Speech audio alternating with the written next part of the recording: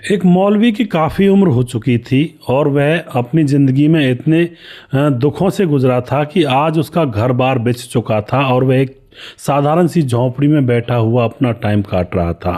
तभी दोस्तों वह बैठा हुआ था, आंखों से दिखना भी उसको कम हो गया था। तभी उसकी झोंपड़ी में एक कलेक्टर महिला कलेक्टर जो होती हैं वह गाड़ी आकर उसकी झोंपड़ी के सामने रुकती है। उसमें गाड़ी में से एक महिला कलेक्टर निकलती है और आकर के उस बाबा के पांव छूती है और कहती है, बाबा मैं आ गई। अब यह देख करके वह देखता है, कौन हो बेटी तुम? कि बाबा मैं तुम्हारी बेटी शिवानी। अब तो यह नाम सुनते ही वह जो बाबा होता है, मौलवी होता है, वह उठ करके और अपनी बेटी को गले लगाता है और रोने लगता है। दोस्तों आप यहाँ पर असमंजस में होंगे कि लड़की शिवानी और बाबा मौलवी हैं। इसका भी राज आपको आगे पता चलेगा। अब उसके बाद दोस्तों यहाँ पर क्या होता है, वह लड़की बताती है, बाबा मैं कलेक्टर बन चुकी हूँ, मैं शिवानी शर्मा और आपकी बेटी। और उसके बाद ये दोनों गले मिलते हैं और फिर यहाँ पर रोते हैं बहुत ज़्यादा, एक दूसरे से अपनी शिकायत करते हैं। क्या हुआ था इस कहानी में, पूरी कहानी जानेंगे। वीडियो को लास्ट तक ज़रूर देखा करें। नमस्कार, मैं हूँ सुदेश कुमार और मेरे गोपाल चैनल में आपका स्वागत है। यह घटना बिहार के एक छोटे से गांव के अंदर घटित होती है। उस गांव के अंदर एक ईश्वरचंद नाम का व्यक्ति रहा करता है, जिसका पूरा नाम ईश्वरचंद शर्मा है। पत्नी सावित्री देवी और दोस्तों पत्नी गर्भवती होती है। पिता जो होता है ईश्वरचंद, वह सोचता है कि बच्चा पैदा होगा, उसको अच्छी तरह से पालेंगे पोसेंगे। वह मतलब खेतीबाड़ी किया करते थे थोड़ी बहुत और मजदूरी मेहनत किया करते थे। कुछ दिन के बाद अब उसकी पत्नी को बेटी पैदा होती है और ऑपरेशन से पैदा होती है दोस्तों। लेकिन वह बेटी जैसे पैदा होती है तो माँ सावित्री देवी की मौत हो जाती है बेटी पैदा होने में ही। जो पिता होता है अब वो अपनी बेटी को खूब पालता पोसता है, सोचता है बेटी तुझे बड़ा अफसर बनाऊंगा, चिंता मत कर, और उसकी अच्छी तरह से परवरिश करता है। धीरे धीरे समय गुजरता है तो बेटी 10वीं क्लास में आ जाती है। पिता रात दिन यही कहा करता, बेटी पढ़ लिख करके तू एक बड़ा अफसर बनना जो मेरा सीना गर्व से चौड़ा हो जाए। पिता बार बार यही सपने देखा करता तो बेटी भी अपने पिता के सपनों को पूरा करना चाहती है। 10वीं में पेपर दे रही होती है, लेकिन दोस्तों यहाँ पर किस्मत उल्टी चलती है। उसके पिता की एक्सीडेंट की वजह से मौत हो जाती है। माँ पहले ही मर चुकी थी, पिता की मौत अब हो चुकी है। अब बेटी जाए तो जाए कहाँ, यार रिश्तेदार सभी वहाँ पर आते हैं, पिता का अंतिम संस्कार किया जाता है। तभी जो भुआ होती है वह कहती है, मैं अपनी बेटी को मैं अपने साथ ले जाऊंगी। और उसके बाद उस बेटी को, जिसका नाम था यहाँ पर शिवानी शर्मा, उस शिवानी शर्मा को उसकी भुआ अपने साथ ले जाती है। लेकिन वहाँ जाकर तो कुछ और ही पासे पड़ने लगते हैं। भुआ उससे रात दिन काम करवाया करती। कुछ दिन के बाद अब 10वीं क्लास का रिजल्ट आता है तो शिवानी पूरे ज़िले में फर्स्ट आती है। अब वह शिवानी कहती है अपनी भुआ से, भुआ मैं देखो फर्स्ट आई हूँ 10वीं क्लास में और अब मेरा एडमिशन करवा दो 11वीं क्लास में। अब तो भुआ कहती है क्या करेगी एडमिशन करवा करके, कौन तेरा खर्चा उठाएगा, काम कर ले आराम से और बाहर जाने की कोई ज़रूरत नहीं है। लेकिन दोस्तों यह बात सुनते ही जो शिवानी होती है उसके अरमान टूट जाते हैं, क्योंकि उसके बाबा ने बोला था बेटी पढ़ लिख करके बड़ी अफसर बनना। लेकिन भुआ तो उसके सपनों को ही छीन रही है, उसे काम में लगाए हुए है। अब बेटी रात दिन सोचती है, उसको टेंशन होने लगती है। भुआ रात दिन काम करवाती। एक दिन की बात होती है, भुआ फूफा और बुआ के लड़के बच्चे सबके सब शादी में गए हुए थे।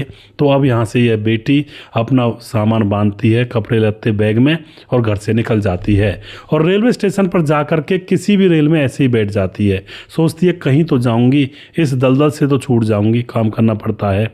और फिर भी ये लोग पढ़ाई नहीं करवा रहे हैं। रेल में बैठी हुई थी, शाम के 7 बजे का समय था। रेल में बैठी बैठी थोड़ी अगले शहर जाती है। लेकिन दोस्तों उस रेल के अंदर एक लड़का, खाली डब्बे थे उस टाइम, और एक लड़का बैठा हुआ था, इसकी तरफ घूर रहा था। तभी वह किसी के पास फ़ोन कर देता है और अगले स्टेशन पर 3 लड़के भी उस डब्बे में चढ़ जाते हैं। रेल अभी चली नहीं थी तो वह सोचने लगती है कि मामला गड़बड़ है और इतने में ही अपने बैग को उठाकर रेल से नीचे उतर जाती है। लेकिन उसको जो सोच रही थी वह बात सही थी। जो लड़के थे 3 वो भी, और एक लड़का पहले बैठा हुआ था रेल के अंदर, वह उसके पीछे पीछे चलने लगते हैं। लड़की घबराई हुई थी, 9 बजे हुए थे फिलहाल, और वह घबराती घबराती अपनी जान बचाती हुई इधर उधर भाग रही थी। और वह एक मस्जिद के पास चली जाती है अब वहाँ जा कर के उसको दिखाई देता है मस्जिद का मौलवी वहीं पर घूम रहा था। एकदम से जा कर के उसके पीछे खड़ी हो जाती है, बाबा बाबा मुझे बचाओ, मेरे पीछे 4 लड़के लगे हुए हैं। अब तो यह सुन कर के जो मौलवी होता है उसको पूछता है, बेटी तू कहाँ से है, चलो अंदर चलो। मस्जिद के अंदर ले जाता है तो लड़के भी वापस लौट जाते हैं, भाई यहाँ पर लोग होंगे। तो अब वह लड़कों से उसकी जान एक तरह से बच जाती है। और उसके बाद वह मौलवी पूछता है कि बेटी तू कहाँ से है, कैसे भागी है, कहाँ जा रही है। तो यह लड़की सारी बातें मौलवी को बता देती है कि मेरी माँ की मौत मेरे जन्म पर हो गई, मेरे पिता मुझे पढ़ाना चाहते थे लेकिन उनकी मौत अब हो गई जब मैं 10वीं क्लास में पढ़ती थी। 10वीं में मेरे नंबर सारे ज़िले में फर्स्ट आए हैं और मेरे बाबा कहते थे सरकारी नौकरी में लगना है तुझे बेटी, और मैं सरकारी नौकरी में लगना चाहती थी लेकिन मेरी बुआ मुझे पढ़ाने से मना कर रही है, पूरा दिन काम करवाती है, इसलिए मैं वहाँ से छोड़ करके भाग आई और रास्ते में ये गुंडे मेरे साथ लग गए।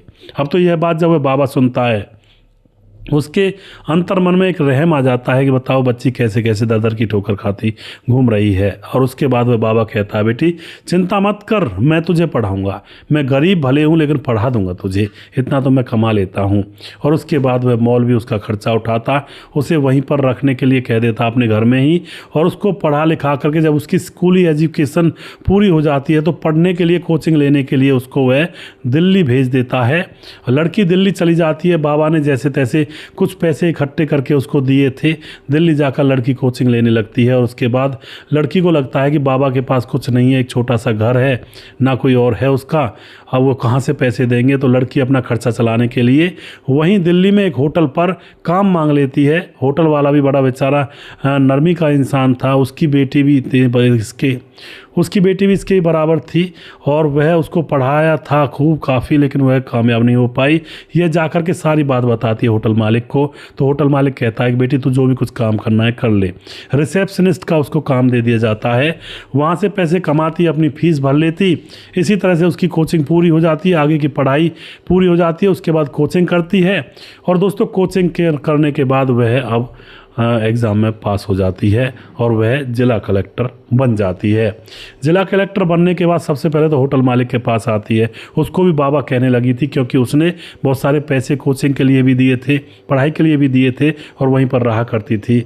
उसके पाँव छूती है और उसके बाद उसको याद आता है अपना बाबा, मौलवी बाबा। और उसके बाद दोस्तों वह अपनी गाड़ी में बैठकर, अफसर उसके साथ थे, सीधा मौलवी के घर आती है। लेकिन वहाँ पर वो मकान तो उसने बेच दिया था। उससे थोड़ी दूर पर उसको पता लगता है कि मौलवी अब एक झोंपड़ी में रहा करता है। तो झोंपड़ी के सामने गाड़ी रुकती है। जो गांव के लोग थे वो कह रहे थे कि भाई कौन आया है, मौलवी साहब ने क्या कर दिया ऐसा जो पुलिस आई है। लेकिन जैसे ही लड़की उतरती है तो मौलवी बाबा के पाँव छूती है और कहती है बाबा मैं आ गई, आपकी शिवानी शर्मा हूँ मैं। और मौलवी बाबा उसे गले लगा लेता है और उसके बाद सारी कहानी यहाँ पर क्लियर हो जाती है दोस्तों। और अब जो शिवानी शर्मा होती है मौलवी बाबा को पूछती है बाबा आपका घर, तो बाबा कहता है बेटी घर तो चला गया, बिच गया मेरा, अब पैसे नहीं है मेरे पास, किसी का कर्जा हो गया था। यानी कि सीधी सीधी बात ये थी, लड़की को पैसे देने के चक्कर में घर बेचना पड़ गया था उसको, क्योंकि और तो उसके पास कोई व्यापार था नहीं। लड़की अब आंखों से आंसू निकलने लगते हैं कि मेरे लिए एक अनजान आदमी ने ऐसा किया। उसके बाद लड़की कहती है बाबा चलो अब यहाँ पर नहीं रहने दूंगी तो मैं।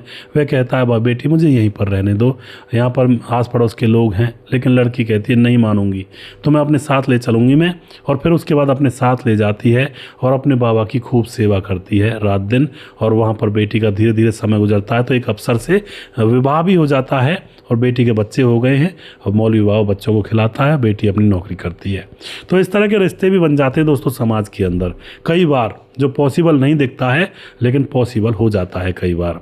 आप क्या कहना चाहते हो इस घटना के बारे में, अपनी राय कमेंट बॉक्स में लिख सकते हैं, लोगों के साथ शेयर कर सकते हैं। वीडियो के लास्ट में कुछ भाइयों के नाम लेना चाहूँगा, मगर उससे पहले एक बात कहना चाहूँगा। लोग कहते हैं कि भाई नेकी कर दरिया में डाल, तो नेकी का फल मिलता ही मिलता है। आप कभी भी किसी भी रूप में कोई नेक काम करते हैं तो उसका फल जरूर आपको ऊपर वाला देता है। हमारे साथ कृष्ण कुमार कमेंट करते हैं, मनोज श्रीवास्तव जी हैं, कमेंट करते हैं, कहते हैं आपकी वीडियो से बहुत सीख मिलती है, आजकल बच्चे सीखना नहीं चाहते हैं। मुझे आपसे एक शिकायत है, मैं आपका हर वीडियो देखता हूं लेकिन आप मेरा नाम नहीं लेते हैं, नाम लेना छोड़ दिए हैं। जिला गोपालगंज, बिहार, 28 वार्ड नंबर 23, जय श्री राम। तो मुनमुन जी, मैंने नाम लेना ऐसे नहीं छोड़ा है, नाम जब आता है आपका तो मैं लेता बहुत ज़रूर हूँ। हाँ, बस आपने कमेंट नहीं किया होगा लास्ट के पिछले 2 वीडियोज़ में, क्योंकि लास्ट के 2 वीडियोज़ में जो नाम आते हैं उनको मैं लेता हूँ। तो आप ऐसी चिंता ना करें, नाम मैं ज़रूर लेता हूँ और आपका कमेंट आया नहीं होगा मेरे सामने। मोहम्मद जहांगीर कमेंट करते हैं बहुत गलत हुआ लड़की के साथ। जी बिल्कुल। राजकुमार धर्मराज कमेंट करते हैं सर आपकी कहानी से बहुत कुछ सीखने को मिलता है। सुजीत कुमार हमारे भाई कमेंट करते हैं नमस्कार गुरु जी, राधे राधे। और रतनलाल शर्मा कमेंट करते हैं नमस्कार भाई साहब, आपकी कहानी बहुत अच्छी लगती है, बहुत बहुत धन्यवाद जी। अखिलेश कुमार कमेंट करते हैं, अखिलेश कुमार कुशवाहा। और उसके बाद मुकेश कुमार यूपी 83 से हैं। विंध्याचल राजभार कमेंट करते हैं, प्रवीण बघेल से पुरी से।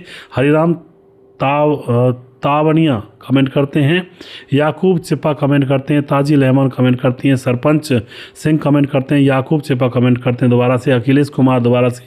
और उसके बाद हमारे साथ सूरज डियो हमारे भाई लगातार फिजी से हमारे वीडियोस पर कमेंट करते हैं। भोलेनाथ शुक्ला कमेंट करते हैं, रजत सैनी कमेंट करते हैं, संजीव कुमार नेपाल से कमेंट करते हैं। उसके बाद राधे श्याम शर्मा सिरसी जयपुर राजस्थान से हैं। सुशील चौधरी हमारे भाई लगातार कमेंट करते हैं। राजकिशोर चौरसिया महाबलेश्वर महाराष्ट्र से हैं। राम मोहम्मद यासीन लाहौर पाकिस्तान से हैं। और उसके बाद दुर्योधन भाई कमेंट करते हैं। और उसके बाद छगन दास खारडाबाद राजस्थान से हमारे वीडियोज़ पर लगातार कमेंट करते हैं। भाई का बहुत बहुत धन्यवाद करता हूँ। दोस्तों अगला वीडियो बहुत जल्दी फिर से लेकर आऊँगा, तब तक आप खुश रहें, सावधान रहें। जय हिंद, जय भारत।